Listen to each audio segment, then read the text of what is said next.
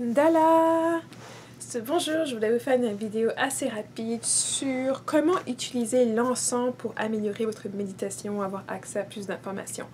Donc, généralement, les gens, lorsqu'ils veulent méditer, ils vont allumer un peu de l'encens. Ça va leur permettre justement de se relaxer. Souvent, la majorité des encens ont une odeur particulière qui vous permet de vous détendre.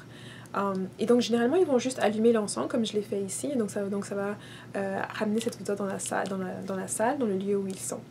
Maintenant, il y a d'autres choses que vous pouvez faire avec l'encens, ou plutôt de juste le laisser en train de brûler. Comme ça, vous pouvez justement vous focaliser dessus, vous focaliser sur la fumée qui émane de l'encens. Et puis, en vous concentrant, si vous avez une question particulière, vous pouvez tout simplement, en vous concentrant sur la fumée, comment est-ce qu'elle monte, de quelle manière elle est, si elle est toute droite, si elle tourne, de quel côté est-ce qu'elle tourne, s'il y a beaucoup de fumée, s'il y en a moins. S'il y a des numéros que vous voyez, s'il y a certains signes. Là, par exemple, on voit que la ligne est très très droite, elle monte tout en haut.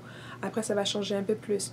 Donc là, c'est vraiment des petites indications que vous pouvez regarder et puis que vous pouvez ensuite, après, interpréter de vous-même. Surtout lorsque vous avez une question sur laquelle vous pouvez être focalisé lorsque vous regardez l'encens brûler.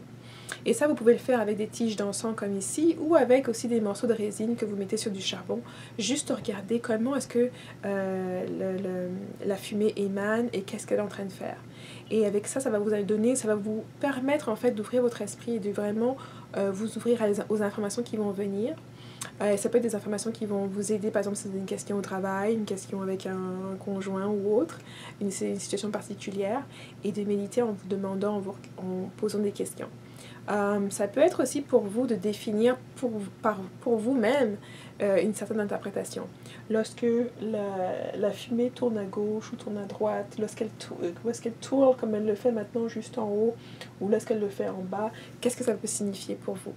Et donc vous pouvez ensuite, après, par la suite, en posant certaines questions, établir pour vous qu'est-ce que ça veut dire, quelle signification ça peut avoir pour vous.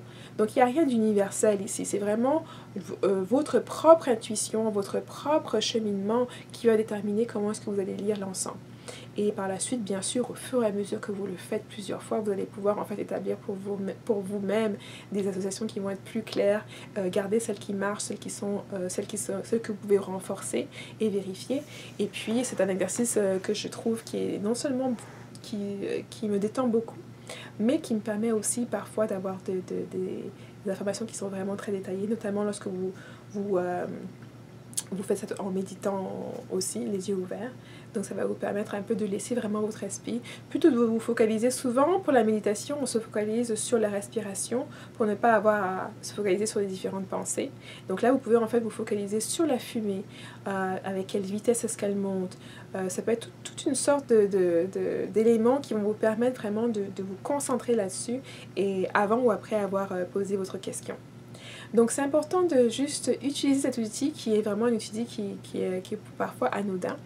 Et puis dans une vidéo prochaine, on pourra parler aussi des bougies, comment est-ce que vous pouvez faire ce même exercice juste en regardant la flamme d'une bougie, de voir comment est-ce qu'elle danse, de quel côté, etc., à quelle vitesse, quelles choses qui se passent avec, pour pouvoir vous aussi vous mettre un peu dans une situation non pas de transe complète, mais une situation où vous pouvez vous relaxer, vous détendre et méditer sur une question précise dont vous voulez des réponses, en allant justement à l'intérieur de vous-même et non pas en cherchant à attirer d'autres personnes, d'autres entités, etc. C'est vraiment un exercice que